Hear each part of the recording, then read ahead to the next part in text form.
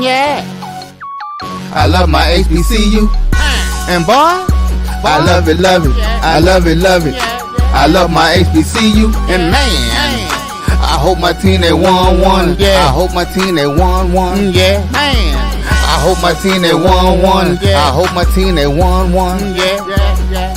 I tune into the HBCU Sports Lab to see if my team won or lost. If they lost, I'm quiet as a mouse. But if they won, keep tab. I'ma do the dab, yeah. Dr. Cavil, he know what he be talking about. Mike and Charles, they know what they be talking about. They compress the analytic data with this hip hop. If you know them like I know them, they gon' tell you if your team, if they won or lost, and who the ball. So listen to Professor, yes sir, and pay attention, cause he gon' teach a lesson. This is Dr. Cavil inside the HBCU Sports Lab with Mike Washington, Charles Bishop. As you see, Mike Washington is on assignment. I'm actually moving around myself. I'm here in Las Vegas. Had to make a stop out of here to do some business. I know some of y'all won't believe that, but that's what it is. But we'll give you your news in terms of the unveiling of the top 7 of the major division. But without further ado, this is episode 564 of Inside the HBCU Sports Lab. That's covering the sporting HBCU dash for all things HBCU sports for institutions large and small, from the NAIA to the NCAA. We share insights and information on the HBCU sports culture, HBCU athletics, aesthetics to facilitate the story of HBCU athletic programs, the business of HBCU sports. Simply put, we call it the HBCU sports pedagogy. Again, I'm your host with Dr. Cavil, co-host Mike Washington, Charles Bishop. Today I have none other than AD Drew and Brian Fulford. With that, let's get into it. I see you, AD. I see you, Brian. That means we'll probably find a way to get in a little bit of talk of Jackson State and FAMU. And O'Brien, it worked out perfectly, like you said, with Mississippi Valley and Bethune-Cookman. 0-6, somebody will get their first win, conference win at that. So that's a big deal. With that being said, I am doing what you do in Las Vegas, but I'll leave that alone as I get it ready in this morning. With all that being said, yeah. Wait, it's 7 o'clock in Las Vegas, Dr. Cavil. It's 7:30. I've been up since 5:40, so I needed this to continue to make it. That being said, Charles, how you doing today? Charles had me out all night. I got a tall cup of coffee this morning, Doc. I am on the struggle bus, but we're going to push through. See, I had to go back and put Charles on the line, make sure he understands how it goes for homecoming. See, if he was with Mike, that would be a weird type of coffee he's drinking, but he's a good guy. So I know he's drinking the regular kind of coffee. So he left it up to us, the Prairie View guys, and it looks like we have a lot of to drink for after this football game on Friday. That's for another discussion altogether. With that being said, Brian, how are you doing today? It's JSU hate week. Sorry, Charles. Respectfully. I saved all my energy last week. I laid quiet in the cut, tried to be chill, tried to rest up my energy. It's on.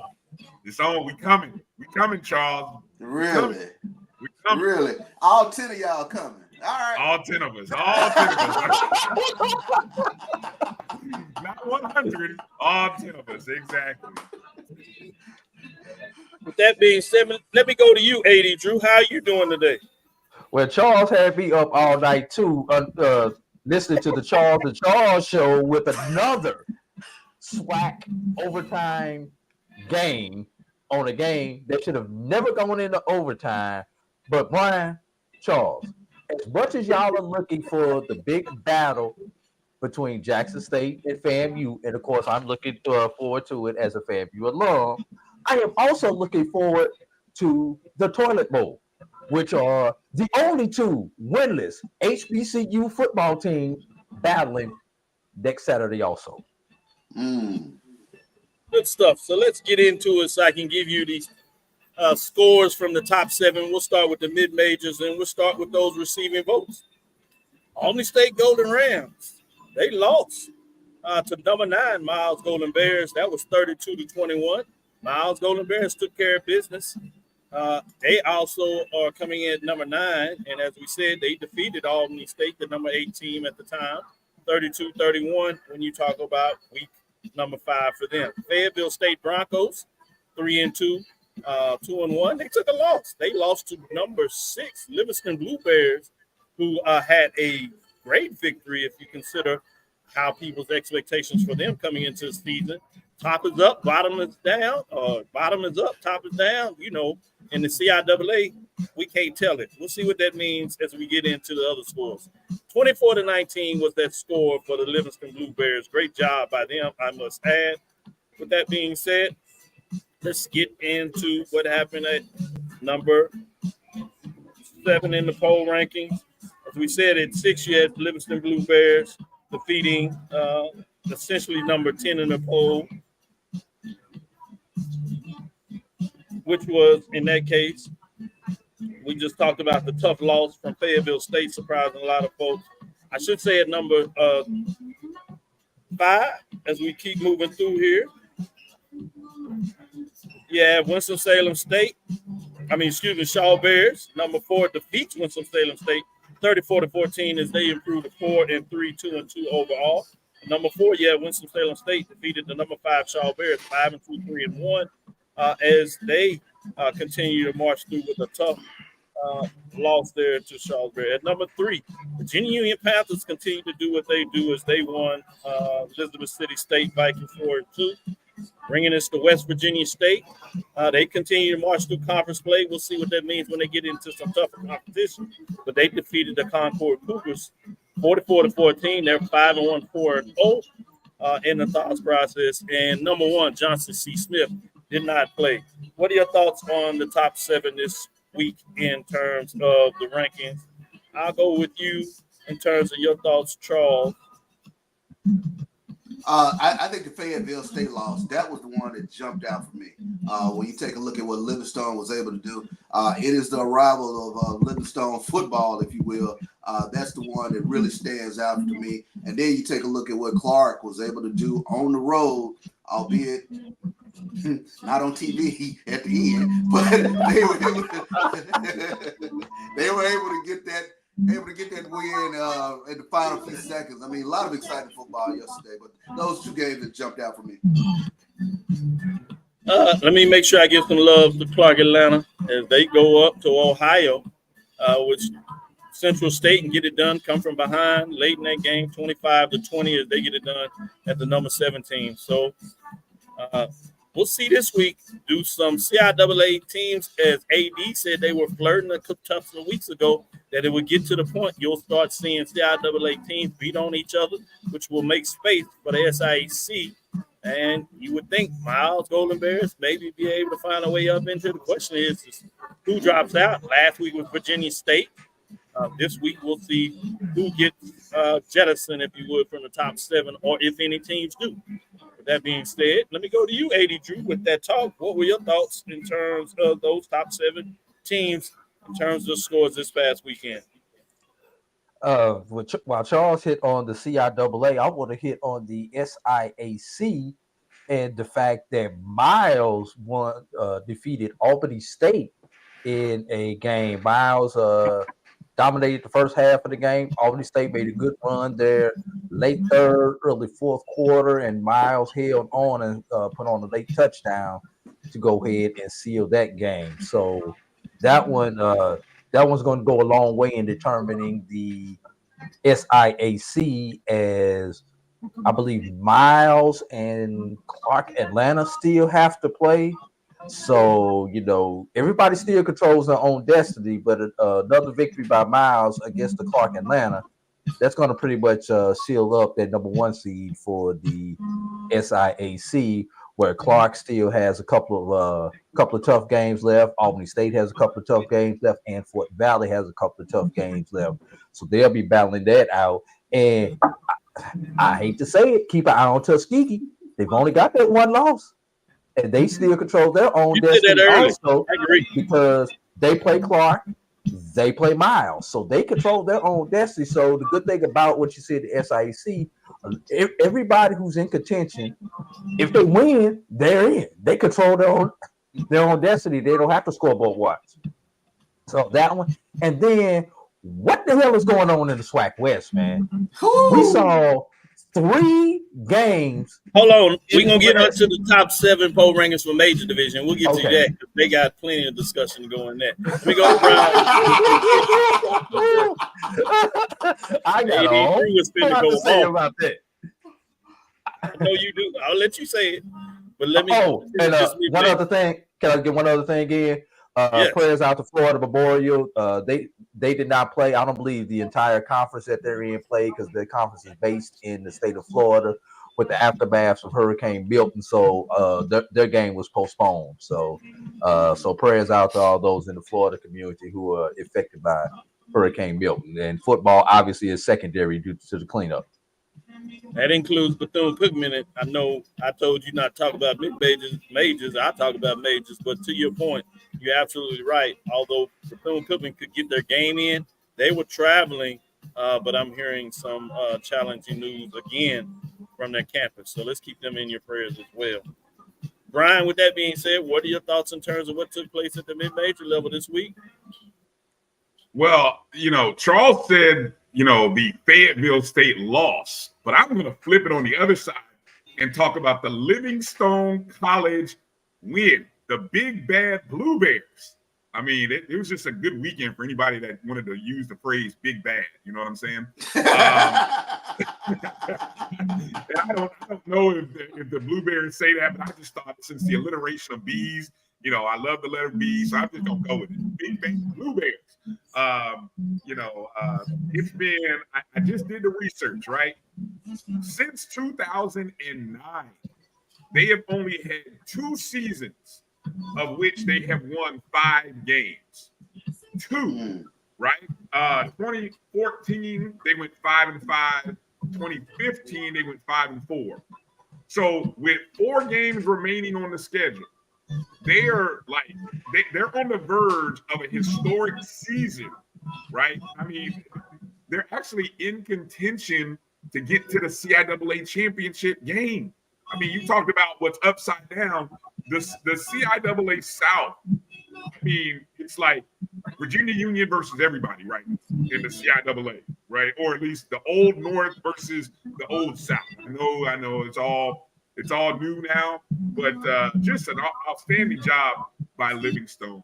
And shout out to Winston-Salem State as well. Good win on against Shaw. But I will say this from a HBCU watching perspective, I need all of my entities, all of my broadcasters. We got to do better.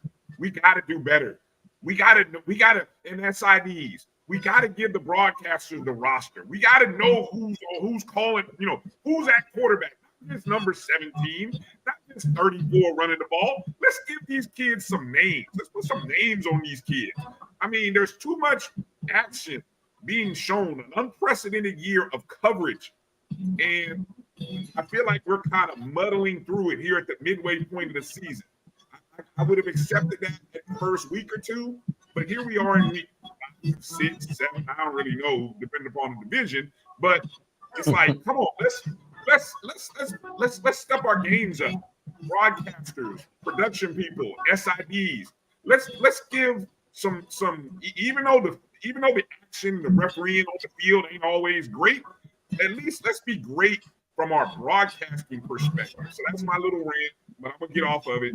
But congratulations to Livingstone, congratulations to Winston-Salem State, and that's it. I could answer some of those questions for you, Brian, but that's a whole other podcast. Great points made there in terms of what Brian said. I like the comments when they're talking about Johnson C. Smith and Livingston. If they somehow make it to the CIAA championship, boy, it'd be historic in so many different ways. I know WSSU Ram Nation is saying, hey, we want to find our way in there and crash the party. But we'll see. Virginia Union is doing their things, and they're going to be a tough one to keep out of the championship game, particularly when they got that mulligan on what many thought originally was a conference loss, but because they played 8 CIAA and only 7 count, for them, the loss did not count, although the win counted for the other team. With that being said, let's get into the major divisions, where we can start hearing maybe about some of the West contests that AD you kind of alluded to early, and many of us were enthralled with as Charles Bishop was on the call with SWAC Digital Network. At the time we went to bed last night, and I told Charles they had over 17,000 views of the game. So no telling what it is this morning. With that being said, let's get in this breakdown. Receiving votes. Howard Bison, they get a win. Non-conference, as you know, playing throughout the MEAC this time of the year, they're 3-0. Defeated Sacred Heart Pioneers, went up late in that game 21-14. I just have a question in terms of who is doing their home broadcast. The guy, and I got some insight that the Howard folks were fans were not necessarily excited about that, but I was amazed. He made it sound like it was the refs that took the win from Sacred Heart. I was like, who are you pulling for? And it wasn't like it was that obvious a call. It was weird to listen to. Hampton Pirates did not play. They're 3-3. You got the Alcorn State Braves. They defeated Grambling State 17-15 on a field goal at the end of the game. Big win by the Braves over Grambling, going in the hole and getting it done. Amazing. The field goal kicker kind of sliced a little bit, but a big first down before that put him right in the range where it didn't matter because it went through the uprights. And at the end of the day, all you see is the final score that the field goal was good, and it worked out for the Braves. Getting into the top 7, Morgan State Bears lost the Merrimack Warriors 32-24. I think that's a tough conference loss. Special teams let them down because Merrimack scored at least 14, maybe 21 points, depending on how you look at it. Off of the special teams flaws by Morgan State, they got it done, the Warriors. At number 6, South Carolina State Bulldogs still sit at 3-2 as they did not play. I should say Morgan State Bears failed at 3-4. Number 5, I told you, Grambling State lost to Alcorn State. That's essentially a matchup of 5 versus 8, and number 8 came in and got it done in a slight upset if you look at the rankings. Grambling falls to 3-3 and now 0-2 in conference after looking good in a victory over Jackson State, but it was a non-conference conference game, so it didn't count for them in terms of the win column. But the 2 that did, they didn't get done. Right. At number 4, Tennessee State Tigers defeated Eastern Illinois Panthers 41-17. They got down and did it really well. Homecoming, not a lot of fans seeing it, but a lot of fans heard about it because they were celebrating. Things got off on a great start Friday, got to show some love in terms of how they look like with First Take. So they have a lot of momentum to all the credit. They sit at 5-2 overall and 3-1 in the OVC Big South Merger Conference. At number 3, Jackson State Tigers sit at 4-2, 2-0 in the conference play. They did not play. At number 2, FAMU Rallies did not play, 3-2, 1-0. But with everything else taking place, it sets up for big talking points this week in terms of this matchup of 2 top 7 teams. Looks like they'll both maybe be top 5, top 3. We'll see what that looks like. North Carolina Central Eagles did what Texas Southern couldn't do against Virginia Lynchburg and did what a number 1 team does when they play a team at such caliber. They shut them out on the defensive side and put up 68 on the offensive side. Kind of looked like the type of game they had against the Aggies, but even worse. But we'll leave that right there. They're 5-2, 1-0. 8 first place votes as they go into this week with the major. In terms of that, before we get into this next break, quickly, let me go around and get your thoughts. I'll start with you, Brian. My initial thought, I'm gonna tell you my play of the day, right? It was a pretty much a meh day for me. But I love the somehow Tennessee State was a 2-point underdog, an underdog at home. And I think that they stayed an underdog all the way up to game time. And I just kept looking at the line. Like, homecoming. On homecoming against a 1-5 team. You talk about a big miss by the people who make these numbers. I mean, that was free money. That was free money. I mean, there are very few occasions when you can, sometimes when you are looking at the FCS markets, you can find free money. That was free money. if you took advantage of it, congratulations. You know, I tried to get in on it. You know, made some fumbles, messing around with Grambling. I gotta learn how to stay away from the West. My guy Kel Roger tells me Stay away from the West. He says, "Ryan, stay away from the West." But I'm like a. I don't know. I don't want to use anything inappropriate. But AD Drew, I go back for punishment every time. Speaking of the West, we saw 3 games in the West. One, UAPB pretty much owned the game against Prairie View. Prairie View did try to make a run. And in the other 2 games, we saw Alcorn State have the game won, give it away, and then take it back at the last moment. And then Charles, I mean, we saw Southern, who did everything they could to lose that game yesterday, and then Texas Southern finds defeat from the jaws of victory on yesterday it almost looked like it was a drop kick, but the punter muffed the punt, and you know, we'll talk about it in a little bit. Go for the safety there, not go for the safety there. Analytics say one thing, your head says another.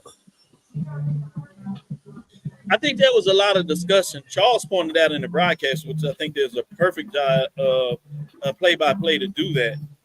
Ultimately, even if you look at the coach's decision, it wasn't as if the kick was blocked. And I don't know if you can take that into calculation that your kicker, and I don't want to put too much on the young man and what it was, you know, but it wasn't blocked. He slipply missed it as he was dropping it down in his connection, and he literally kicked it into the back of his protection at the front. He had plenty of room, more than normal distance, so everything was set up for him just to do what he normally does. And for whatever reason, when you're dealing with high school or college kids, oftentimes, even sometimes in the pro where they get paid for it, you get these plays which just kind of befuddles you. And I think because so much furious action was going on, everybody just believed that it was blocked. I went back last night and actually watched it. It was not blocked. Charles, what are your final thoughts? Yeah, I mean, get into the poll rankings next. Yeah, I think that was the big takeaway from yesterday. Of course, I think Alcorn going to Grambling, getting a win on the road. Anytime you win on the road, that's huge. But especially at Grambling, tough place to play. And then we're going to get into it. Southern and Texas Southern. When you talk about it, I don't think I've ever seen up close snatching victory from the jaws of defeat the way I saw it last night with regards to Southern and Texas Southern. But it was just amazing the flip of emotions, because literally during the broadcast, I'm talking about Texas Southern has not beaten Southern in Houston since 2011, and within the next 30 seconds, everything changed. So it was just amazing to be a part of a broadcast like that and to see it actually happen. So we'll get into it. Yeah, we saw it flash in it that he kicked it into the waist of the Southern players. I want to get it corrected because this is how you look at coaching moves. It actually kicked off a Texas Southern player, his protection, and slid off him and went into the Southern player next. It went into his own player first. It was not blocked. They may credit it as a block in terms of the stats because that's just how the stats fall. But if you go back and watch live, you will see that it was not blocked by Southern. It was kicked into the back of his own player, careened off of a Southern guy, went forward. Texas Southern offensive lineman, to their credit, picked it up and ran it forward and almost miraculously got a first down, but they were so behind the chains that it wasn't quite enough. And we saw the rest, which was history. Credit to Southern because they played to it. That's 2 overtime wins in the West, 2 straight conference games where they get it done. Let's take our first break. We'll come back in our next poll and we'll actually avail to see how that affected the top 7 in the major division. We'll get a chance to get a little more talk about that because that is the talk. In the last segment, we'll go in on next week's games, particularly taking a focus at this top 25 matchup in terms of FAMU being ranked, and then we'll go in there and get some more. At Automasters LLC, our mission is to serve our community by providing quality automobiles at affordable prices. All of our vehicles are inspected and certified to offer you the confidence in knowing you have a quality vehicle. Our goal is to provide you with a seamless process and positive experience for your automobile purchase. Financing recommendations and specific vehicle inquiries are available at your request. You can find us at www.automasters06.com and follow us on Facebook and Instagram. Also, please feel free to contact Terrence Miles at 601-927-7794. And oh yeah, tell him Sonia sent you. Compress the analytic data with your hip hop. If you know them like I know them, they gon' tell you if your team, if they wanna lose, and who the ball. So listen to Professor, yes sir, and pay attention, cause he gon' teach a lesson. This is Dr. Bill with Inside the HBCU Sports Lab. Let me get into the top poll rankings and go around and see what your thoughts on as we get it going. As I said, during the break, I had to take a little bit of my tomato juice, just for everybody to know out there a little bit of what that looks like. And you see how the work travels. I'm really nice with it. With that being said, dropping out this week is none other than Morgan State Bears, 3-4. Hadn't got into conference play. Also dropping out, as you probably would imagine, is Grambling State Tigers that are 3-3 and 0-2. Receiving votes are Alabama State Hornets that are 3-3, 2-1. Hampton Pirates are sitting at 3-3 and they're 0-2. As you know, they did not play. Alabama State Hornets got a big win over Valley, and Alabama A&M Bulldogs won over Bethune-Cookman. They improved to 3-3 and 1-1, 124 points, as they are both just outside of the top 7, which means let's get into the top 7. Howard Bison jumped back into the poll rankings this week as they improved with the victory at home, 3-3 on the season, 156 points, as they were not ranked. You got the Alcorn State Braves that enter into the fold at number 6 with a big win on the road to improve to 4-3 overall to get towards a winning record. But more importantly, they improved to 3-0 and have the head-to-head tiebreaker with Grambling State, if you would, 166 points, which sets up a big matchup this weekend. We'll talk a little bit more about that as well. While all the focus will be on the Eastern Division, there'll be some good talk probably about the West Division in terms of the matchup to come. At number 5, South Carolina State Bulldogs are 3-2, as they did not play, but they're at 178 points with 6 first-place votes. Bringing us to number 4, which is Jackson State Tigers. They improved. They stay at 4-2 and 2-0, I should say. They earned a first-place vote, even though they were off at 189 points. We'll see what that came from. As number 3, FAMU Rattlers sit at 3-2, 1-0 with 1 first-place vote, 190 points. Both those teams were previous 2 and 3 respectively.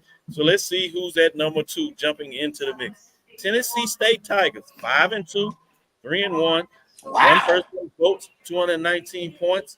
They move up 2 spots from number 4 to get to number 2. A lot of that is because, frankly, FAMU and Jackson State did not play, and the probably voters did that. But they play, and whoever wins that game, I would guess, would probably jump over that. It hurts to some degree FAMU, as they have 1 game missing on the ledger that was out of their control. They'll get that back. So a lot of time for a lot of things to change. But at this point, at number 2, the Tennessee State Tigers, they've just won. They've won 3 straight. They're now 3-1 in conference play. And as I said, they have 1 first-place vote. Bringing us to number 1. That's North Carolina Central, 5-2, 1-0, 8 first-place votes, 224 points as they get it done. I'm going to go to Charles first since he jumped out there and said, wow, as if he didn't understand the poll rankings. So we'll let him explain his commentary and thoughts at this moment. No, I mean, shout out to the Fighting Brandon Kings. Tennessee State jumping in there at number 2. I mean, that caught me off guard. I wasn't ready for that, but big homecoming win. And, you know, we talked about this before in terms of Tennessee State. How do they look as they start getting into conference play? But, we're, mid-October and things are looking good up there in Nashville thus far. again, you take your hat off to the Alcorn State Braves. Big win yesterday. I'm concerned as a fan, quarterback play, whether you're talking in the SWAC or in the MEAC or whatever conference. What I'm starting to just kind of hone in on is the pass attempts are somewhere under 20, so it's limiting the liability of the quarterback, and you're relying on a running game and defense to win you some ball games. When you run up against a good team, what is that quarterback play going to look like? So keep an eye on that going forward. Good stuff. I'm going to go to you, AD Drew. It seemed like you were a little excited yourself. So I'm going to go to you and get your thoughts and save Brian to the end to see if he's going to upset the apple cart or it's going to be Drew as Charles tried to be nice after he jumped out there a little bit. Drew, what are your thoughts? Tennessee State. I'm going to stay on this Tennessee State for a minute.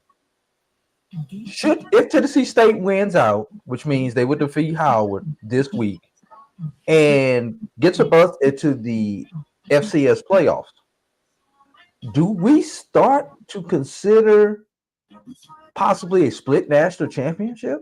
Because Tennessee State will be 3-0 against HBCUs. Just got to put it out there as a thought for discussion. Obviously, the big matchup this week is going to be number 3 versus number 4. Number 1 is off this week. Will a victory by whoever wins that 3-4 matchup, will that be enough to vault them into the number 1 position over an idle North Carolina Central team? Something else to consider. So, and then you got Alcorn, who with a victory, especially with this being a division game, can essentially put themselves in a damn good position to win the West, because they were on one of the early tiebreakers in the West. Should they be tied with anybody else in the West for that division crown? Because victory against Southern makes them 4-0 in the West. So just a few things that I want people to think about. And I just got to say this one last thing about that game last night, Charles. That was a great job of you and Charles setting up those last couple of plays. When you guys asked during the timeout, should they take the safety at this point in time? And I was thinking, at that point in time, hell no, that is not the football play. But I'll be damned if it comes into play. So I want to say, as a broadcast team, you guys did a plus job. Dr. Cavil, he don't need to come back to class anymore. He went on ahead and earned it with that project right there. Thank you. You're right. He don't have to worry about the finals. He has A's all on his exams throughout the test. And I'm glad you put that back out there in terms of kudos, and you're appropriate. Great job, Charles. That's what you expect from your play-by-play, and as well as color, more importantly, is to look at those things that you don't consider because they may come in play. So perfectly done. AD Drew, before I go to Brian, because I think you bring up an important point.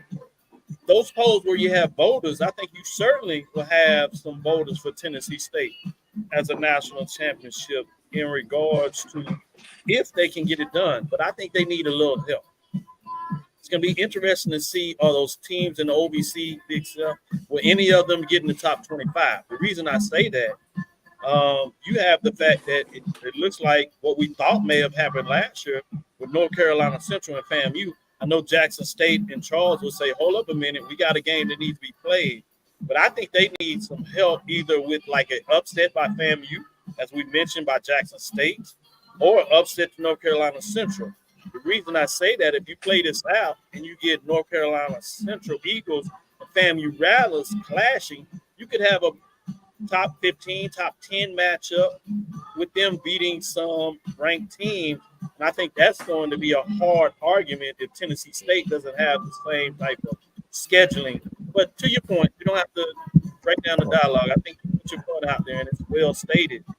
I think at the end of the day, you still will have some voters that may look at the entire framework of Tennessee State schedule, and in some ways it matters maybe how deep they go in the OVC to help them kind of push over the edge to get the final notebook. I think if a SWAC West team wins the Celebration Bowl on the clock, hold on, let me go to Brian. All right.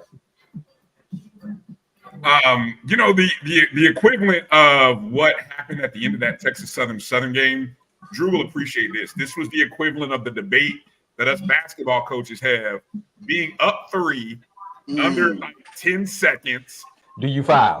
Do you foul or do you let it play out? So that is a interesting coaching philosophy.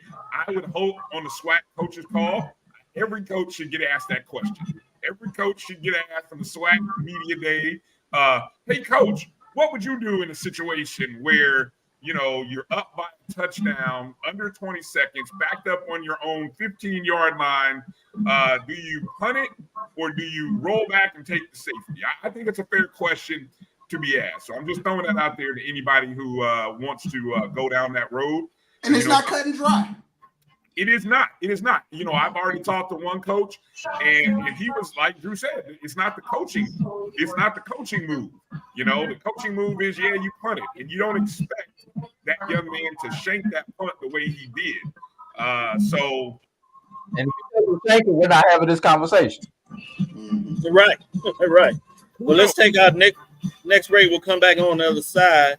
We'll get in some of these matchups. So we'll get a chance to talk a little bit more about what you're just talking about in the next segment, and look at a couple of other games that stood out this weekend. Shout out, for example, Pine Bluff getting a big win over Prairie View, conference win, first conference win this season. Obviously, they ended last season. In a lot of ways, in some people's mind, probably put Prairie View out of their misery and have them looking at basketball. I know technically Prairie View's not out of it, but so many tiebreakers, and they just have to do a clean sweep of the season. It's going to be challenging. With that being said, let's take our next break. We'll come back on the other side and talk about some of the games of this week, what stood out, and to give a chance for AD Drew to get a little more explanation of how he sees things going forward when we'll get in the last segment, talking about some key matchups as we go down the stretch. Stick with us. We'll be right. Looking for the ultimate cultural experience of 2025? The Zora Outdoor Festival of the Arts is where you need to be. From January 31st to February 2nd, Eatonville, Florida will come alive with incredible live performances from the Lavert Experience and Sunshine Anderson. Immerse yourself in interactive art, take a journey through history with a new virtual tour app that brings Eatonville's legacy to life from your phone. Enjoy family-friendly STEM activities and explore over 80 unique vendors. Please don't miss the unforgettable R&B tribute to the legends. This is more than a festival. It's a celebration of Eatonville's rich cultural heritage. Visit zorafestival.org for tickets or to become a vendor. We'll see you in Eatonville, the oldest Black incorporated municipality in the country. Compress the analytic data with your hip hop. If you know them like I know them, they gon' tell you if your team, if they wanna lose, and who the ball. So listen to Professor, yes sir, and pay attention, cause he gon' teach a lesson. This is Dr. Cavil inside the HBCU Sports Lab. These gentlemen are in their humble abodes. I'm in Las Vegas, doing what you do and drinking tomato juice in the morning. And I have Wait a minute. I don't see you pushing the button, Doc. put over here. I see that the slot machines are right over there. There you go. What that means, if I don't come back to work, that means I hit big. If I do, just stay up there to make sure I have my rent to be paid this month. With that being said, hey, Drew, let me go to you, and you can give your thoughts on that. But I want you to get a chance to get in here and talk about some of the games that stood out to you. In that, you can kind of play it out wherever direction you want to go. CIAA, SIAC, MEAC, and their non-conference matchups of SWAC, where a lot of fans were watching, evident when you had those many folks following Charles. I'm going to give Charles the update on that. He had so many followers on SWAC digital media, I should say, and that's because Charles was on the call. I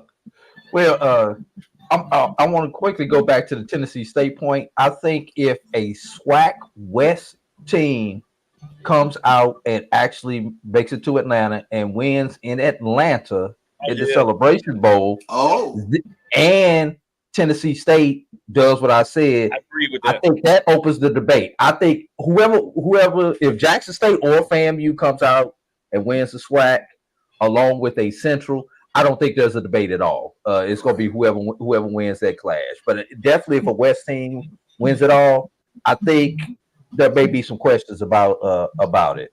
Just throwing that back up there. But I agree, except for if it's maybe Alcorn, because they have Jackson State still on the schedule. That means they either have beat Jackson State twice or it's beat Jackson State and Alcorn. But to your point, if any other team in the West, without a doubt, Tennessee State back in it easily. Yeah, they're definitely back in. Speaking of back, if it's like a Southern struggling, whatever, and maybe let's say a Howard or South Carolina State. Yeah, and speaking of back in it, Dr. Cavil, let's go to the CIAA and let's look at the Old South and see how this thing may play out. You may have a Johnson C. Smith and a Livingstone in the championship game. You may have you still may have Union coming up out of this thing when it's all said and done in a rematch against Johnson C. Smith. Somebody put in the chat a long time ago who's going to be the CIAA representative for the Florida Beach Bowl. Damn good representative, whoever gets left out of the Division II playoffs. And I hate to say it, that person may be playing the SIAC champion because the SIAC champion may not be high enough in the ranking to even get to the Division II playoffs. So we've got to keep that in mind, especially if whoever wins the SIAC has one, maybe two conference losses, winds up winning the SIAC. And Charles, great job yesterday. I'm gonna say it again, but wasn't it refreshing that at 7:00 Eastern, 6:00 Central, there was only one game for us to focus on, and that game happened to be a competitive game. It got off to a slow start, but once the scoring started, I think both of them scored their first touchdowns on defense, if I remember that correctly.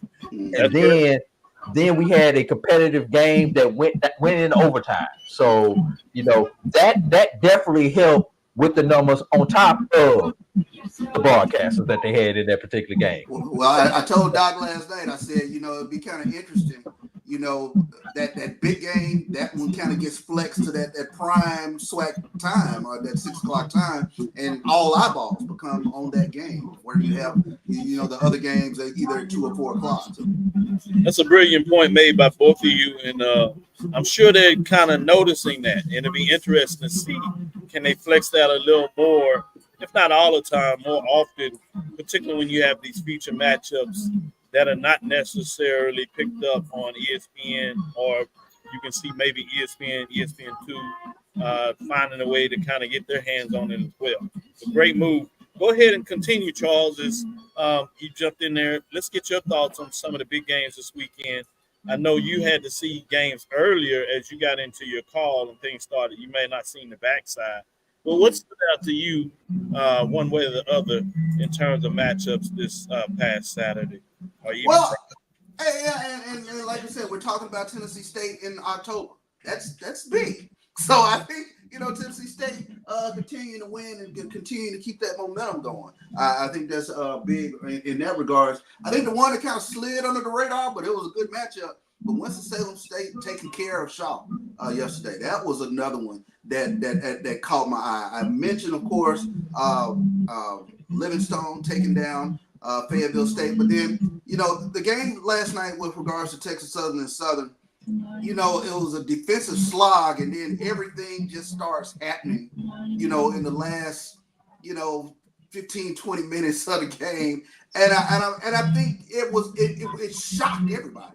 I think I made mention on the broadcast how it was almost sort of a pall that kind of wafted over the Texas Southern side, because it was just unbelievable to sit there and watch. And we're talking about this play, if only for the fact that I've seen Texas Southern have issues with their punts. The process or the operation hasn't always been clean. Jackson State was able to block a punt on last week. And that's what made me start to think, just take the operation part out of play. I know it was 20 some odd seconds left, but take the safety and rest on your secondary, because Chris Dishman really likes their Texas Southern secondary in terms of going up against the Southern receiver. So all that went into play in terms of starting to think about how the last part of that game should have played out. Good stuff. Good stuff. I see the Raider fans are coming in as they get ready. The host Steelers fascinating to see as they moved obviously from L.A., Oakland to L.A. to Oakland to now Las Vegas. How they come out, those fans traveling in. So you got some Pittsburgh Steelers too. But the NFL is a beast, and they find a way to get it done. With that being said, Brian, what are your thoughts in terms of some of those matchups that stood out to you? What has your interest this last night or this morning in terms of Saturday and Friday games? What the hell, Grambling? What the hell? That's all I'm gonna say. I mean, my God. I mean, that's a game you haven't lost in the hole to Alcorn in, I don't know. I mean, I got high school kids that might not have been born the last time that you lost the Alcorn in the hole. But there was a stretch in the second quarter where I'm watching this game between Alcorn and Grambling, and I may have even tweeted this out. It was some bad football, guys. It was hard to watch. I mean, I'm sitting here flipping between games, and I'm watching some non-HBCU games, and I'm flipping to some HBCU games, and then I got stuck on this Grambling Alcorn game. It was bad. I mean, in the second quarter, it was bad. I mean, I'm like, Alcorn, multiple drives that just resulted in turnovers. I mean, then you had the officiating, which I don't know what was going on. It was just a bad look on television. And so, got to do better. Got to do better. Coaches, referees, broadcast people. It was just a tough weekend of college football. Everybody's got to do better second half of the season. So I'm passing out grades. Everybody do better, please. Charles, Brian tells you your lecture of the day. You better do better. You have to do better. You got to do better. With that, I'm going to do better and take the next break and get prepared as I get into some of my tomato juice as we're here in Las Vegas. Let's take our next break. Last break. Can I Cash App? I got to send you some money. Can you get over to that? Man, tomato juice, good for the morning. It's good for the soul. Yeah, we'll be right back seriously after our last break. We'll come back on the other side and start talking about next weekend. It's time to turn the page. I know a couple of folks will wait until after the Monday media as they try to digest what took place this weekend. But for us, we'll turn the page and get into the next week's games. You'll get a chance to check out with Brian this evening as he gets into the mix and talks a little bit about what took place on the sports wrap. And then they'll officially turn the page as you move from what took place in week 7 if you're in the major to week 8 and 6 and 7 if you're in the mid-major. With that, we'll be right back after this last break. Hey, grab me one too.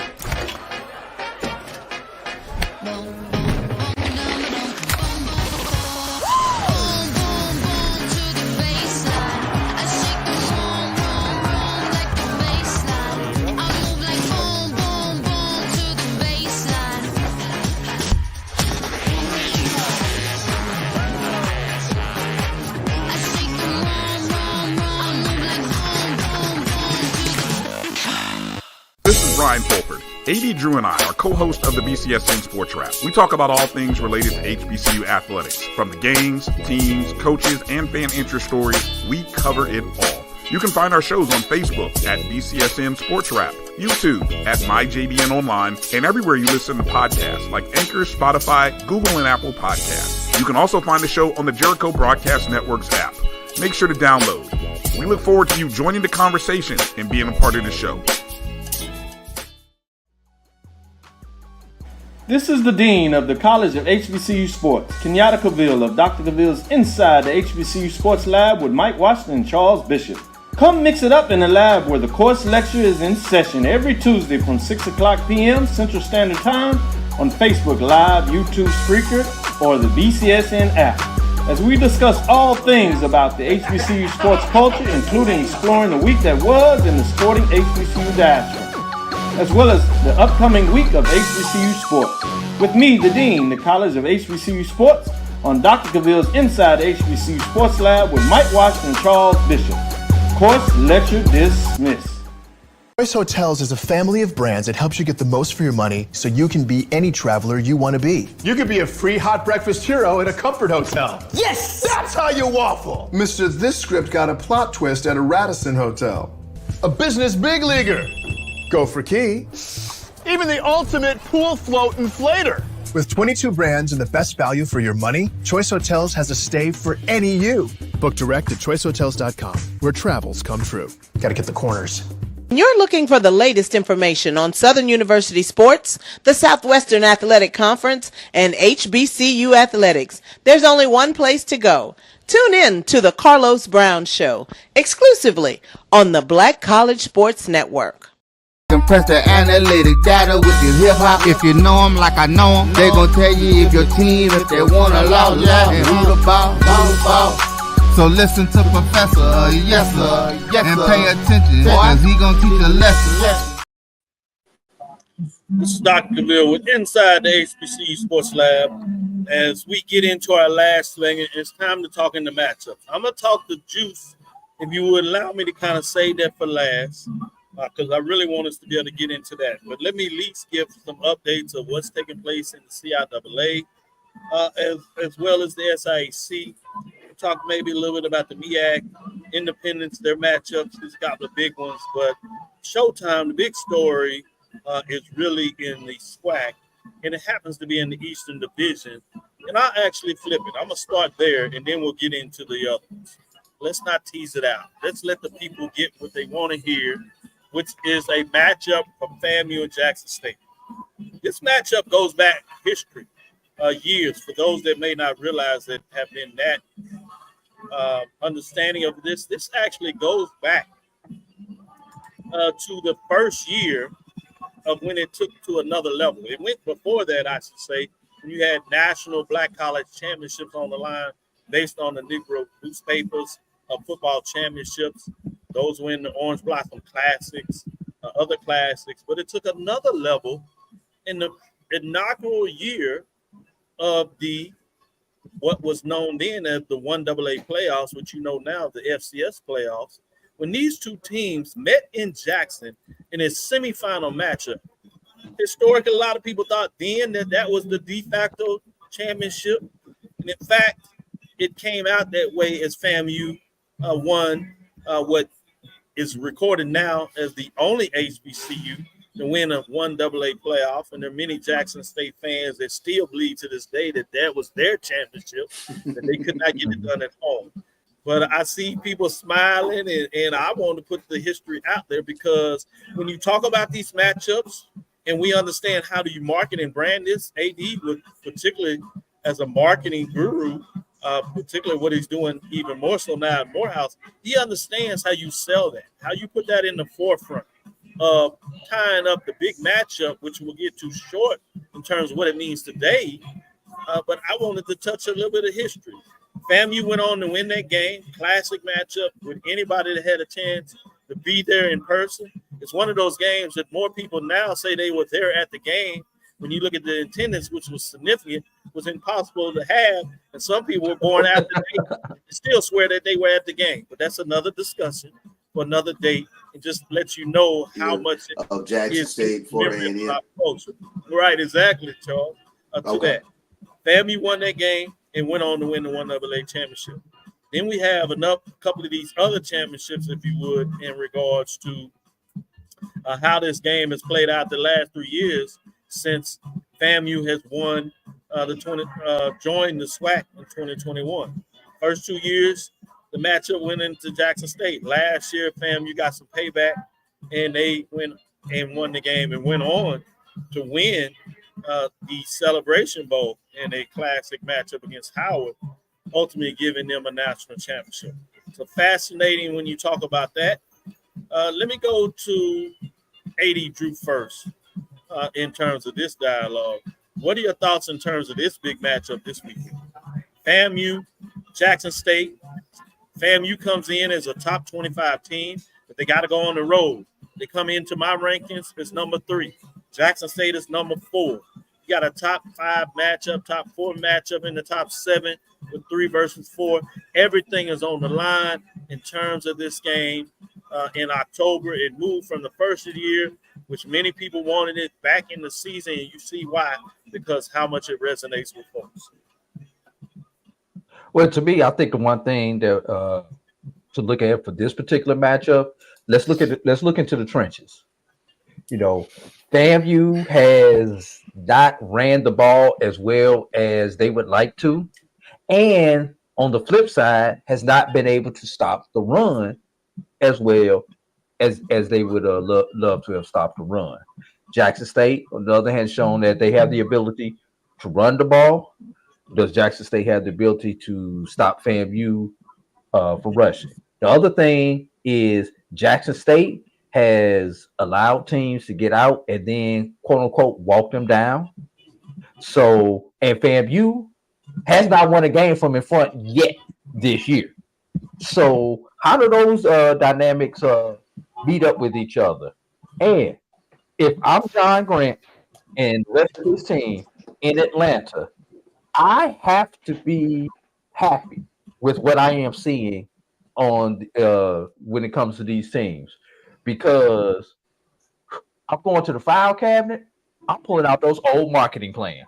You know why? Because if FAMU winds up winning this game, I already know how to market the FAMU crowd because they were there last year.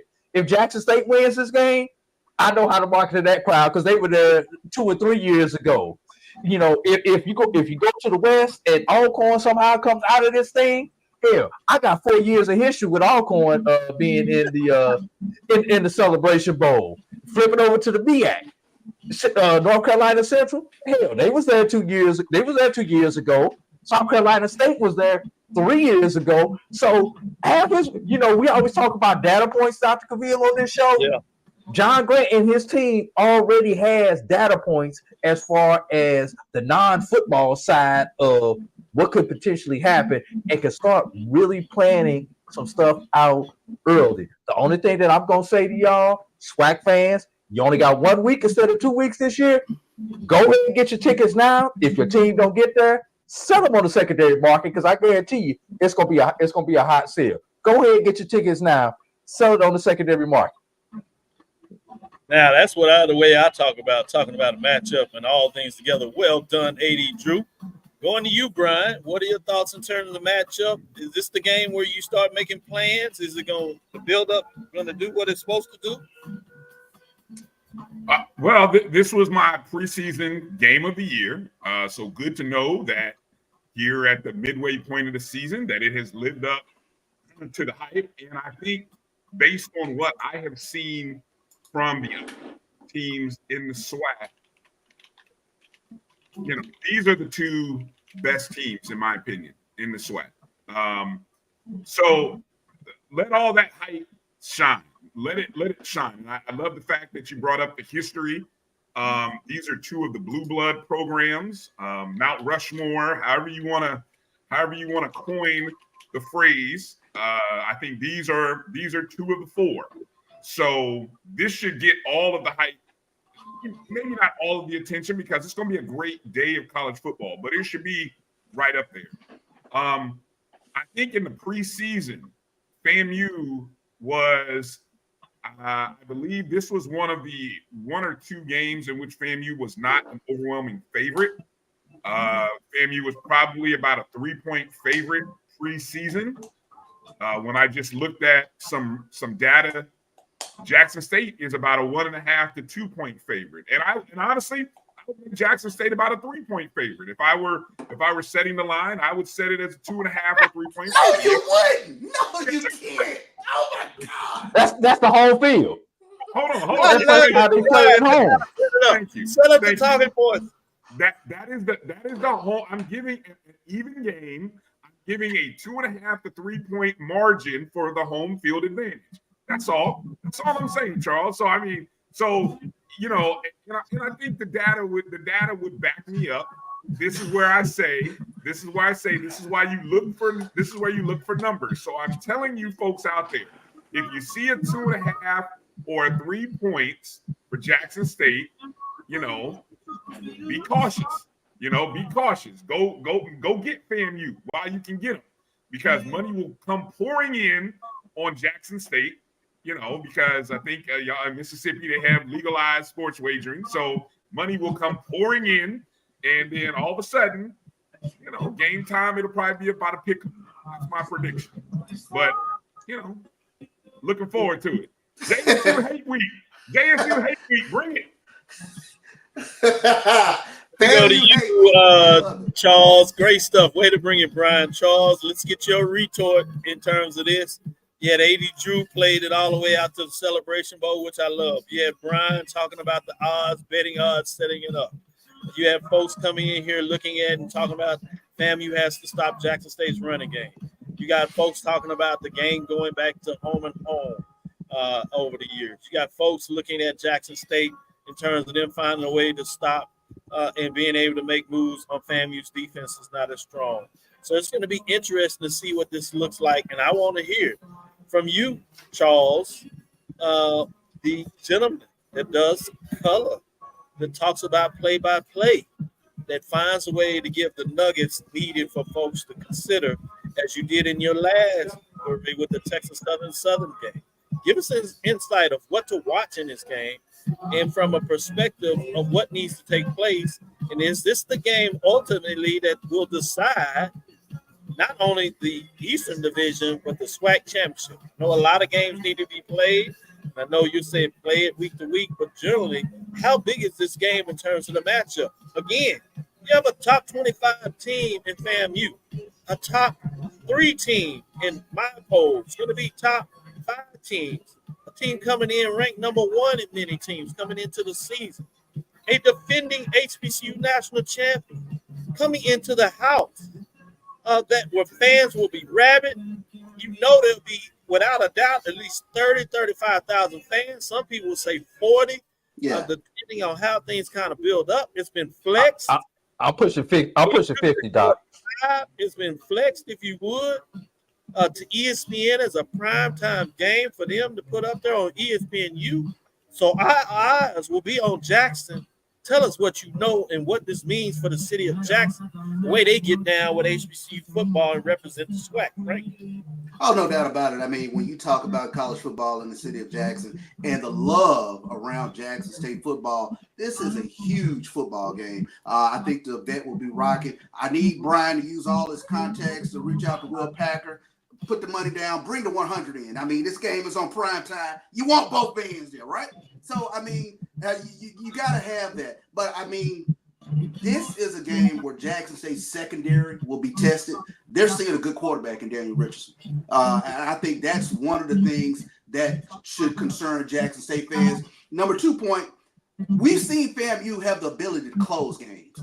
That's not something exactly we've seen from Jackson State because, to your point, AD, they'll jump out on you in some type of way. They take their foot off the pedal. So that is a concern of mine with regards to how the fourth quarter might play out, whether Jackson State is, has a lead, can they defend the lead or whatever the case might be. The third point of that, like you said, Jackson State can run the football. They got a bevy of backs that they'll throw at you. And the question becomes, can FAMU stop Jackson State's running game? And I still haven't seen FAMU with that balance that I would love to see. I know they have backs, but I just haven't seen the running game get up and going just yet with regards to FAMU. But when you talk about the history, Doc, the hype, I mean, this is what HBCU football is about. You talk about, quote unquote, the blue blood programs meet each other in the regular season. It's the third Saturday in October. All the elements of there. You need all the elements. You need both bands too. So I mean, I'm really looking forward to getting to Jackson this weekend. Hopefully, I can pin down John Grant and we can play a little bit of golf and catch this game as well. But really looking forward to watching what I think is kind of could be, I don't know, de facto what SWAC champion that could get this win. Good stuff. Good stuff. I know, obviously, Jack State Southern game is high up there in terms of rivalry. And then you obviously have the in-state rivalry with Jack State Alcorn. And there's a couple of games where it meant something in some fashion, some ways, and still could be even bigger this year, the way things are setting up going into that last game of the season before the championship game. Right now, in terms of how it's played out the last 3 years, this may not be, quote-unquote, a rivalry game between these two teams in terms of fans see it in their index by the definition they play rivalry in that. I will tell you this, though, it's certainly been the most important game for these two teams in terms of coming out and getting the victory. Can't argue with that. But we being said, as we start to get prepared to close out, let me get down the ledger with the CIAA and SIAC, some matchups, and get your thoughts generally in terms of which game you're looking at or two. We have in the CIAA Shaw going in Johnson C. Smith. Top 10 matchup there. Be interesting seeing. You have Bluefield State at Bowie State. You have Virginia Union at Lincoln, Pennsylvania. Virginia State at Elizabeth City State. And Winston-Salem State Rams against Livingston, another top 10 matchup. That's the one. For those. That's the one for a lot of folks. Let me give you some updates in terms of what that means in the CIAA in terms of turning the place to the SIAC. Morehouse at Albany State. Miles at Clark, Atlanta. Is that homecoming? South Carolina State gets into action as you have a matchup. Fort Valley State as they travel to South Carolina State. In terms of that matchup, Kentucky State at Tuskegee. A.D. Drew has told you, keep your eyes on Tuskegee. They're quietly doing what they need to do, like a tiger in the jungle, getting prepared maybe to bounce late in the season. We'll see if they can continue to move in that direction. Central State versus Lane as they on the road there, going to Lane, Jackson, Tennessee. You have Savannah State at Edward Waters. The matchup early on, it seemed like it was about to be a big thing, but not so much, but still important for these teams. Savannah State hits the road and goes to Jacksonville, Florida. Benedict at Allen, a battle of South Carolina, Columbia, South Carolina. So that's an interesting matchup there in terms of what's taking place. Let's get into the major division of what goes on in week 8. Fort Valley State and South Carolina State. I already told you, a big one that has a lot of people have been talked about for some while is you have Tennessee State at Howard, which A.D. Drew talked about how things shake up. This is a big matchup. Obviously, homecoming for Howard for them. Huge for Tennessee State if they want to find a way of how they can buck things up or put their stake on a national championship. This is a game they need to make sure they have. With that being said, not a lot of other matchups in the SWAC. People are taking off before they get into the conference play next week. But you do have this game in what I always call the Colonial Athletic Association. I know that they changed the name to the Cultural Athletic Association. I get it right. The CIAA is the vernacular they use.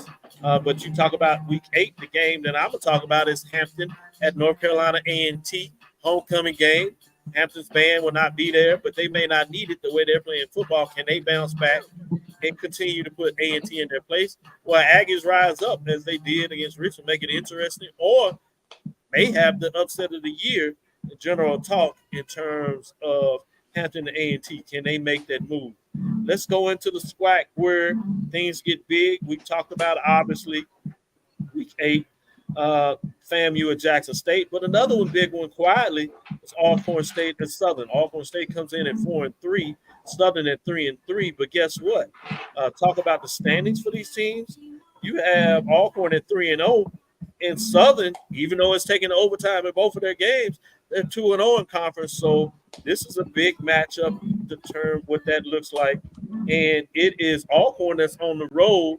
They had a big victory this weekend as they travel to Louisiana, where they get a chance to do it again against their rival at Southern. We'll see what that looks like. Yep, Arkansas, Pine Bluff, and Grambling. Quietly, this is an intriguing game.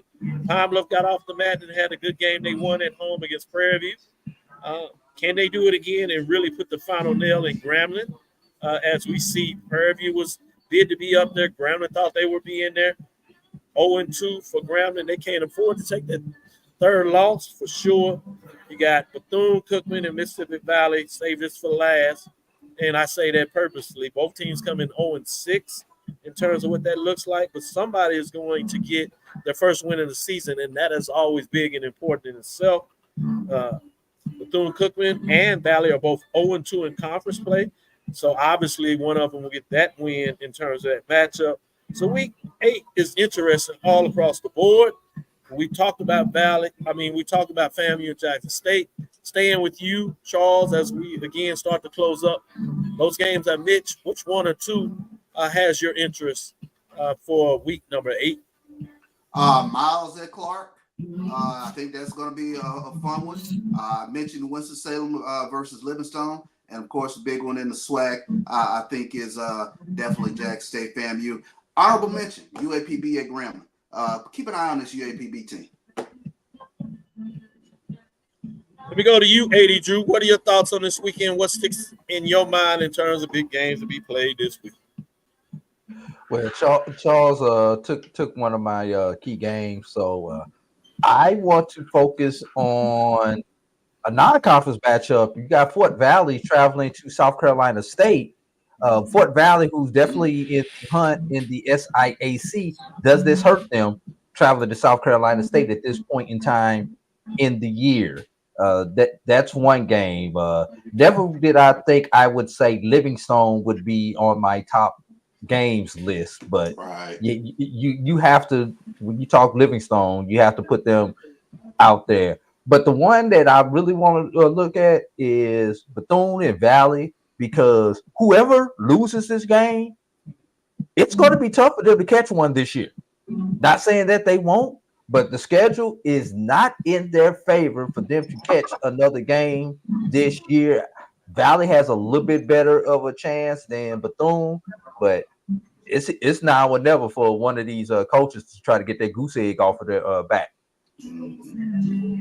Good stuff. Brian, you get to close us off as you officially wait a little while later this afternoon. Call me if you need me. I might be able to set some things up. If you need another hand this evening, we can talk a little bit more, and I can flip roles with you and see what I can bring to the table. I know you are moving forward as AD Drew blesses us in his way getting stuff done. We're so proud of him and what he's doing at Morehouse. Marketing, man. We got Charles doing his thing out there. Play-by-play in color. Man, BCSN, inside the HBCU. Sports Lab, Sports Rap, man. We got some folks that are talented. And don't leave out Brian. He calls games too, and he has a couple coming up. But with that being said, let me go to Brian to close it out appropriately and tell me what else is on his mind this weekend as he says things in a way that other folks can't do it. One of the ways he does it is he always makes sure you understand the betting lines. And some of us not there, but some of us rate and really take him seriously because he's helped make some folks some good money, if it's nothing else but pizza or gas money, sometimes a little traveling money when they get an extra chance to get some food, particularly as they get ready to celebrate for the show and talk about the fact that they're not either quiet as a mouse or they are doing a dance or jig. And talk about we'll see what side they fall on this weekend. But Brian, take us home and tell us, what are your thoughts this weekend? I saw A&T Roy post this. Hampton's band should just travel to Greensboro and just play outside the stadium. Just pull up the bus and say, oh, since you won't let us come, we're going to take a lot and we're just going to play outside the stadium. We're going to play all game. All game we're going to play, and we're going to be a pest while our football team rolls into that stadium and destroys the greatest homecoming that no one ever agreed on. They just gonna go in there. Hampton's not that petty, and I know that. I have much respect for Hampton. They're better than me. But if I'm Hampton, if I'm an alum of Hampton, I'm footing the bill for the entire band to take a day off and travel. And we're just gonna take an RV spot, and we're just gonna own an RV spot outside the stadium and play. And we're going to let our team know that we're there, even though you're so petty that you won't let us have a spot in the stadium. But anyway, I'm intrigued also by Tennessee State going to Howard. Another chance for a road team to ruin homecoming. That's going to be the key for tomorrow. How homecomings are going to get ruined. Clark is on homecoming ruin watch. Howard on homecoming ruin watch. North Carolina A&T on homecoming ruin watch. Those are 3 games that are legitimate games in which the team coming in could very well ruin homecoming for you and your alumni. I'm fascinated by that. You know, I'm fascinated by the game of the year, but I'm also fascinated by the worst game of the year. No, toilet bowl. We gotta remarket that. We gotta remarket that because we didn't talk about the fact that Kentucky State finally got a win. Lincoln, PA finally got a win, and it just leaves 2 FCS programs. And look, Bethune hadn't been right since Ed Reed tried to tell the truth. Ed Reed tried to tell the truth, and y'all ran him out of there. And guess what? The curse of Ed Reed is laying upon Mother McLeod, Mary Bethune. It is laying there. And blame Ed Reed. That's all I'm saying. Blame Ed Reed. That's what I'm looking for. Go Valley. That's all I'm going to say. Valley at home by 40. Oh, my. Good stuff. Good stuff. Perfect way to close it as I get prepared to make sure I finish up on my tomato juice. Oh, and Brian, I'm going to just invite myself on the ONG Strike Zone this week. Thank you. I love it. I love it. We got room for you. We got room for you. Come on. We got room. For sure. Make sure you put that invitation out there. I have just enough time to make sure I go to the game lounge and do what's necessary to close down Las Vegas. As I do seriously have to go to Palm Springs, as I'll be in Indian Wells, California for Dean Retreats. These are Deans of College Education hosted by Ohio State, talking about the state of education and where we need to continue to grow.